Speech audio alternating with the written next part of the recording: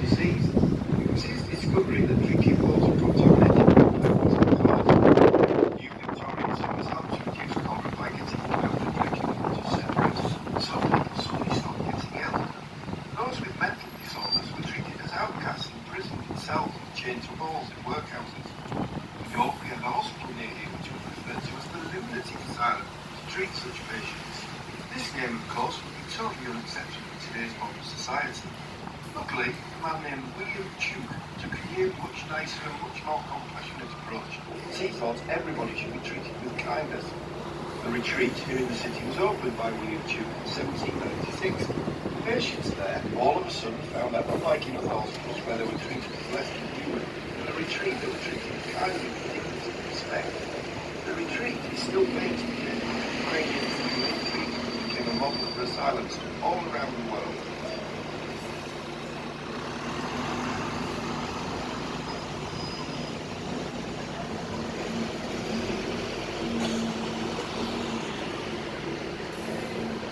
On the right of the wall, you can see that Britain. It is York's first five-star hotel, first opened in 1906, which was originally the headquarters of the North Eastern Railway. It has now become a grand hotel, a truly stunning property. Take a look inside the modern and Edwardian meeting in perfect harmony. At the rear, you may be able to pick out one of the finest weather-made you'll see anywhere. Look closely and you'll see it doesn't have a control result like a normal weather-made, but a steam engine in full steam, going back to when the building was used as the North Eastern Railway headquarters. To our left is the Memorial Gardens. These are gardens dedicated to those who lost their lives in the First and Second World Wars. This is our nearest stop, the National Railway Museum. If you take a trip round the National Railway Museum, you'll find something in there for everyone, not just rail enthusiasts. Do allow plenty of time for your visit there, as the museum is huge. And remember, it is every Yorkshireman's favourite price, free. The National Railway Museum is about a 5-minute gentle stroll from here. Please ask your driver directions. The National Railway Museum shows off the engineering brilliance and innovations the railway has brought over the years and has a display second to none of the past and present of the railways. Take a trip round the Great Hall to marvel at its iconic locomotives. These include a replica of Stephenson's rocket and Mallard, the world's fastest steam locomotive, which was recorded at 126 miles per hour in 1938, a record that has never been beaten. You may also see the most famous engine of all, Flying Scotsman, if it's not out of the run. There are also modern trains such as the Japanese Shinkansen, or commonly known as the bullet train, which was presented to the NRA in 2001. It is the only one outside of Japan. There is the Palaces on Wheels exhibition, which tells the story of royal transportation through the years, and it's always a particular favourite with the ladies.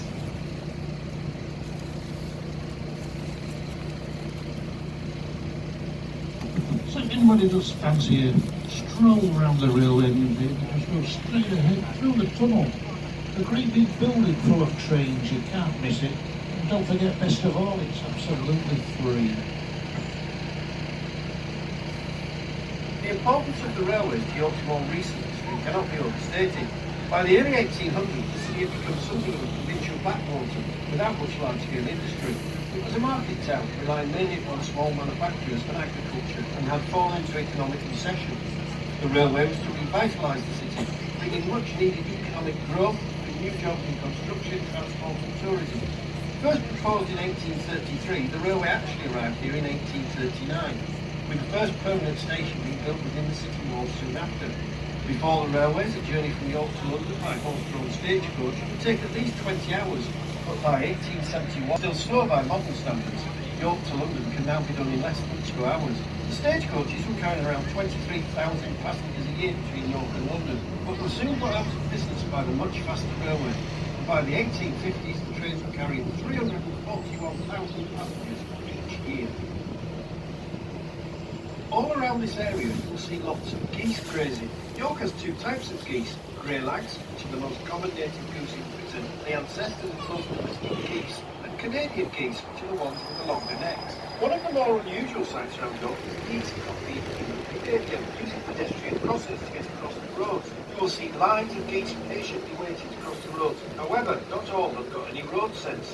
Do be careful approaching them if they are out with their young, as they can get quite aggressive.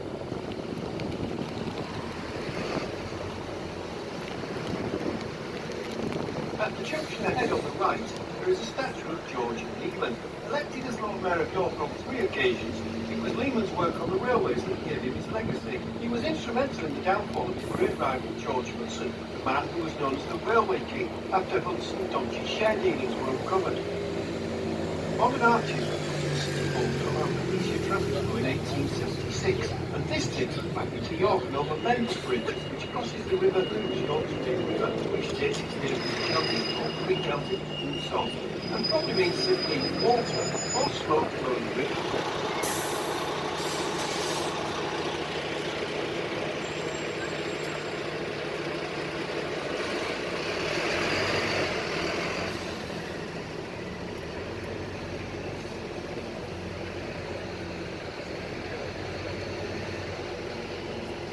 On the left is a tower with a pointy roof. This is Barker Tower, the old ferryman's cottage. The name Barker comes from the tree bark that was used in the tanning of leather.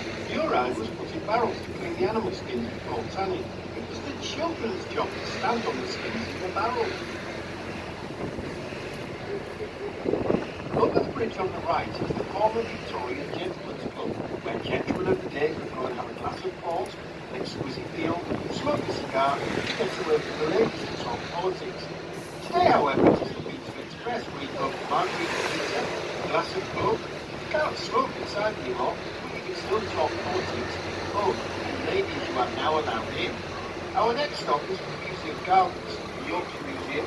I might get that later. And York City Cruises. In the gardens to our left, you'll find the ruins of St Mary's Abbey, once the largest and richest Benedictine abbey in the north of England. It was pulled down by Henry VIII men in the dispute with the monastery in the 1500s. Also, you will see some of the Roman fortress walls and multi-angular towers. The garden also houses the Yorkshire Museum.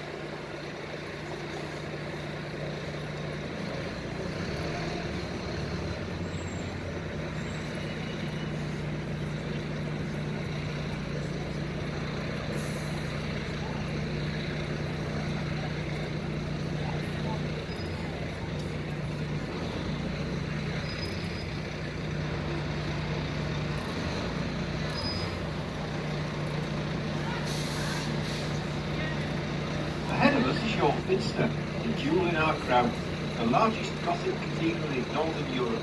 This present building took 252 years to complete. It was started in 1220, and not finished off until 1472. It is amazing to think this present building was finished 20 years before America discovered. The Minster has 128 stained glass windows containing over 3 billion pieces of glass. On the right is the junction of the Information Centre, time to be on and other services in the Minster out there, as well as information on other places to visit around the city. If you look straight ahead of the Minster, you see the big window there. Look up near the top of the window and see the heart of Yorkshire. It really saying, if you look along underneath there, you'll stay together forever. Isn't it?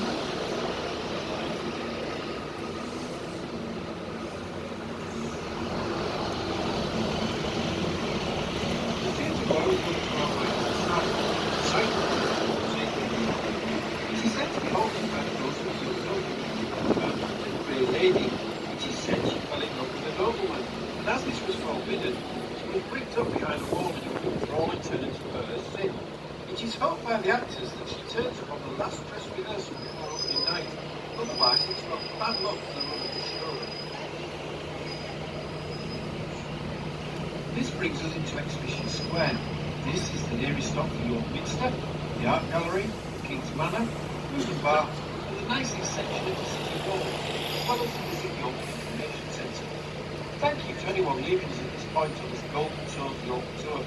We hope that you've enjoyed your trip and look forward to having you join us again. If time and traffic permits, we may pause here for a few minutes, so our next tour will be leaving shortly. The tour will take approximately 1 hour, during which we'll be pointing out places of interest and telling you something of the history of our beautiful city. Feel free to stay with us, hop off and explore. Of course, if you have any questions, don't be afraid to ask your driver, who will be pleased to help.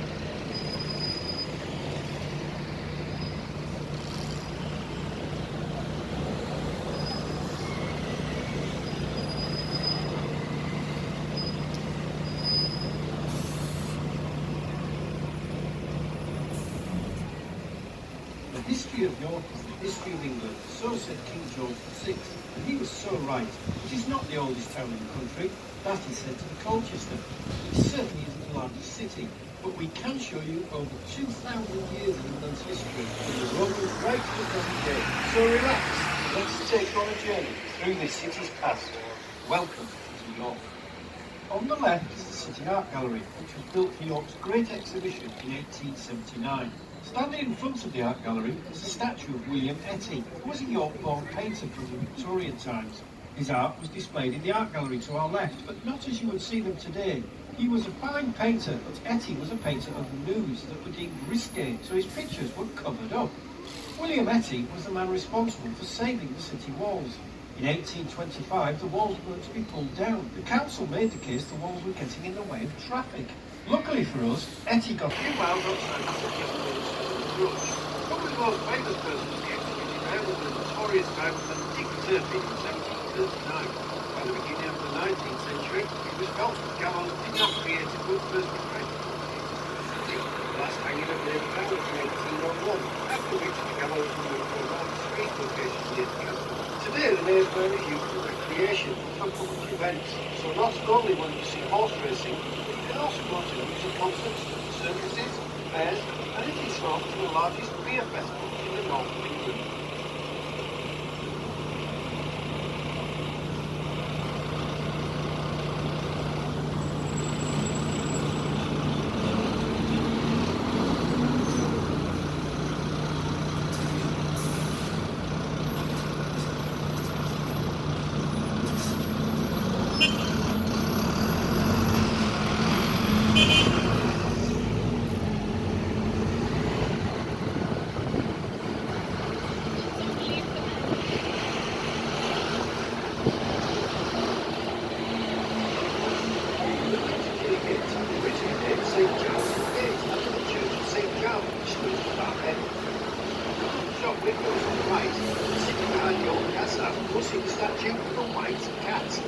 Originally, the cats were probably on there in Victorian times to look charms to scare rats away. In later years, statues of cats started to appear on buildings all over the city. They were trademarked to a local York architect called Tom Adams. These cats have become quite a feature around the city. To your right,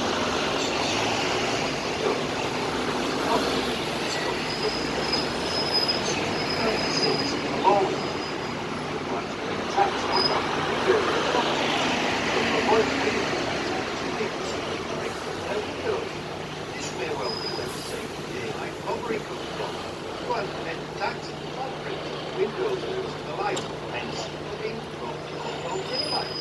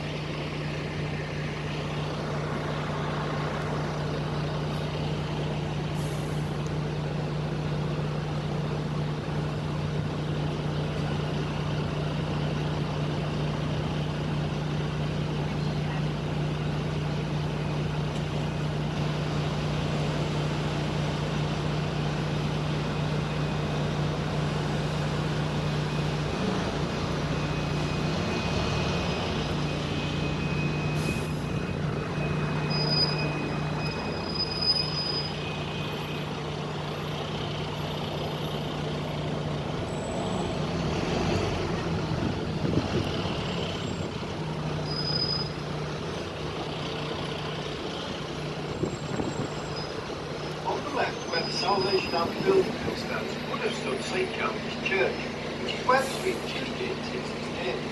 In comparison to other churches of York, we know little about it. This may be due in part to the plague pits which were around this area, making archaeology hazardous. The original church was demolished in the 16th century.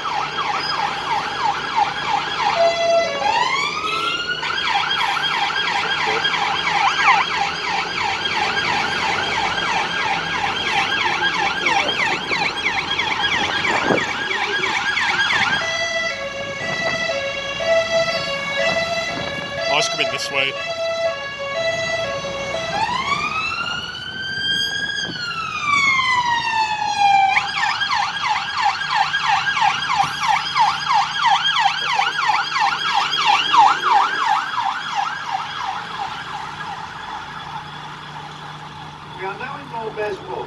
We see the city walls on our right. The corner tower is known as Robin Hood's Tower, although Robin Hood had nothing to do with the oak, so the name is a bit of a mystery. In front of the wall, we can see what remains of the great ditch or moat.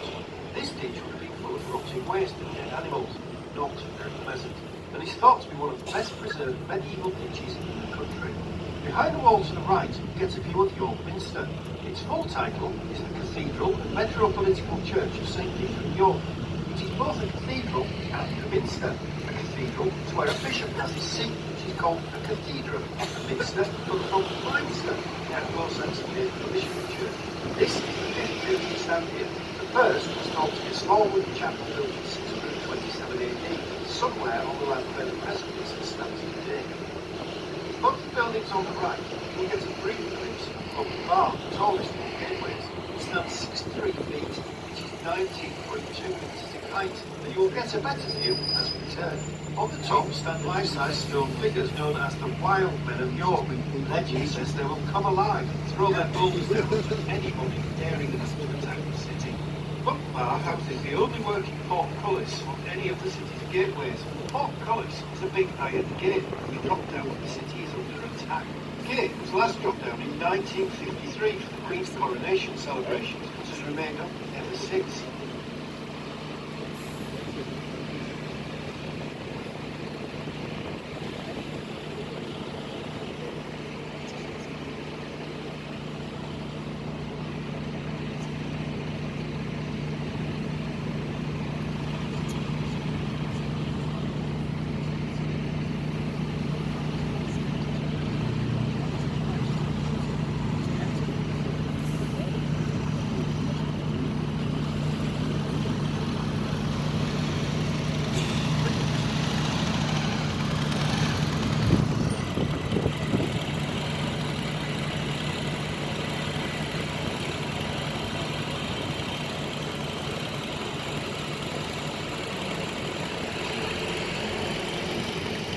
We are now in Monkgate. The street takes its name from its Viking beginnings. The word gate comes from the Viking gathra, meaning street, so the monks walk to and from York down the street. Nothing really remains outside the city walls at all, because most of the buildings outside the walls were destroyed in the siege of York in the Civil War in 1644.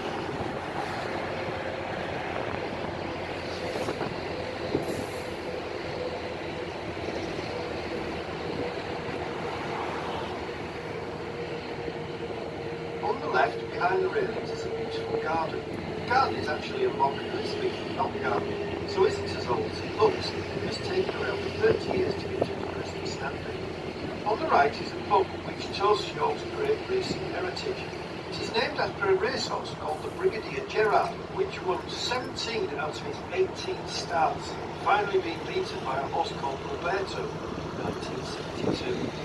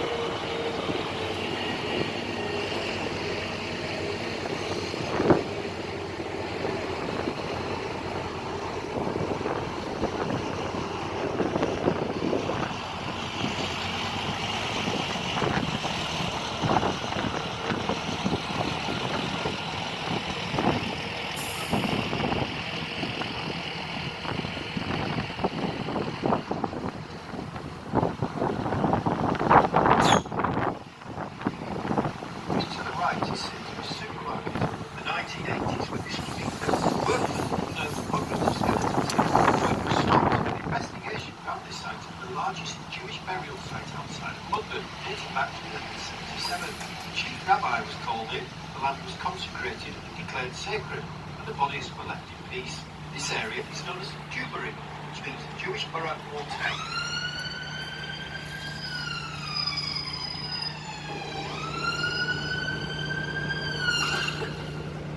Not again.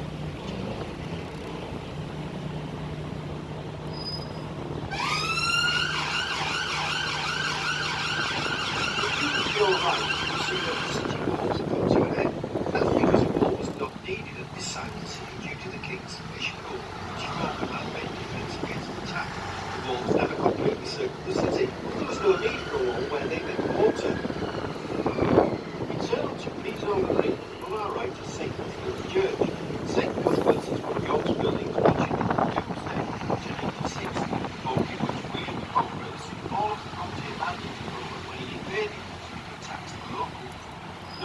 church has two doors. A large door with a porch to the left-hand end, and a smaller door to the right-hand end. The small door is known as the Devil's Door. Legend has it that the door should be left open during baptisms to allow the devil to escape from the child out of the church. There is also a legend that a tunnel leads from the church to the building ahead of us into the left. It just happens to be the boat. Maybe it was for those in the pub to go and confess their sins, or was it for the priest to go for a sly beer?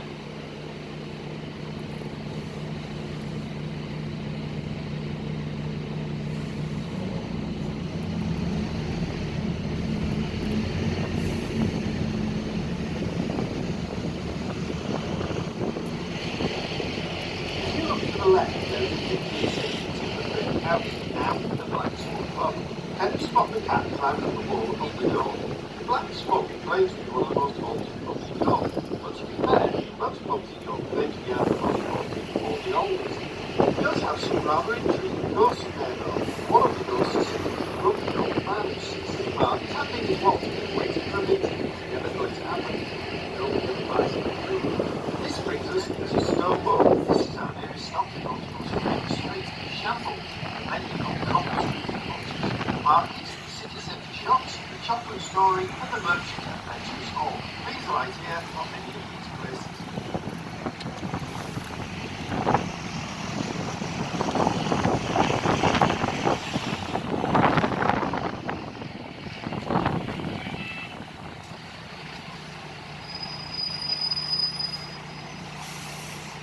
Looking ahead, we can see the small church hall of St Crux. Just in front of St Crux on the right is York Street, the longest name, Whitmer Whatmer Gate. We think it gets its name from Old Saxon, Whitner Whatner, meaning it's neither one thing nor the other.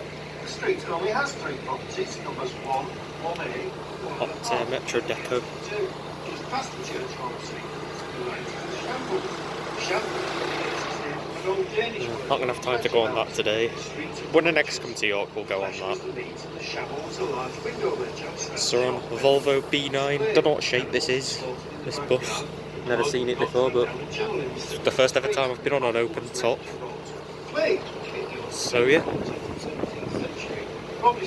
time I come, we'll try a bendy bus or a hot air Metro Deco.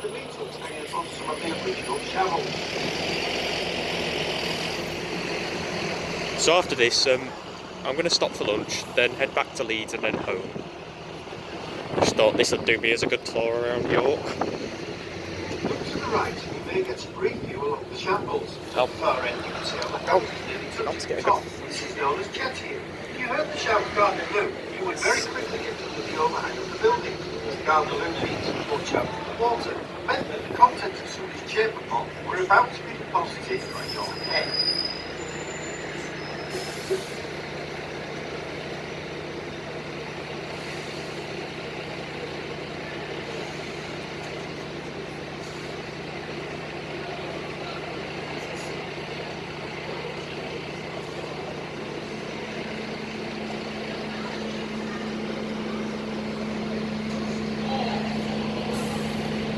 To tell you the truth,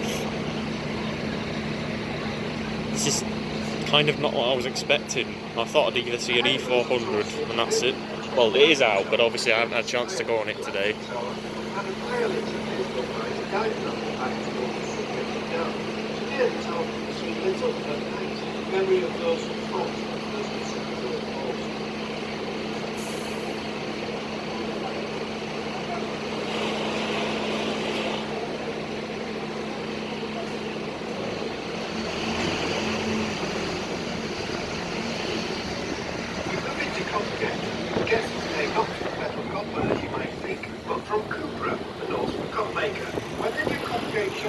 That's close up of that.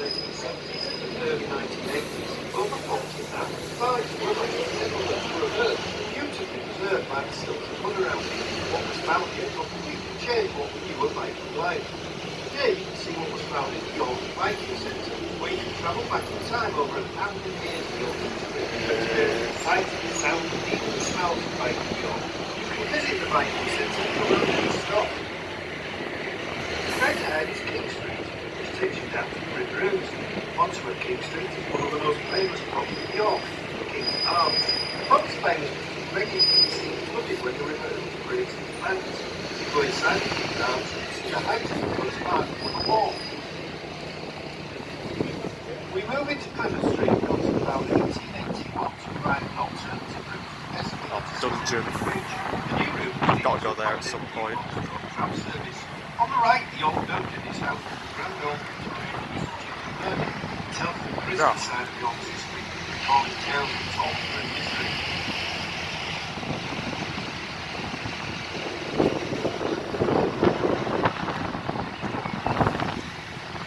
We move into Tower Street, the site of the castle. This is your stop, the Castle Museum, Plymouth Tower, York City Cruises, York Viking Centre, York Dungeon, Fairfax House, and St George's Field Coach and Car Park.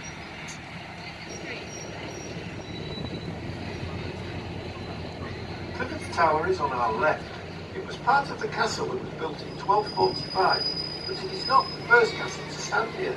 Originally, there were two castles, one either side of the river. They were built by William the Conqueror's men in 1068 in Maiden Wood. However, a year later, the locals burnt down the castle in rebellion. William was furious and sent his troops to quell the rebellion. He did this in a brutal fashion, an event which is now referred to as the Harrying of the North, where he burnt everything between York and the Newcastle area. Buildings, animals and crops were all destroyed. But he didn't stop there. It is believed he got his troops to salt the soil so nothing could grow. Many thousands died due to the action of the rebellion. Can't get any shots The of it. second wooden castle was to be the place of one of the darkest episodes in York's history. Oh well. It has become known as the Massacre of the Jews. In 1190, anti-Jewish feeling was running high in Northern Europe due to the Crusades. The Jews had also become the main moneylenders at this point, something that went against the Christian beliefs at the time. York and uprising against the Jews led to... I might have to stop filming at some point because I've got limited time on how long I can film on this because of my memory card. But guys, I hope you've enjoyed what you can. So I'll see you guys more than likely when I get my bus back to Leeds. See you later.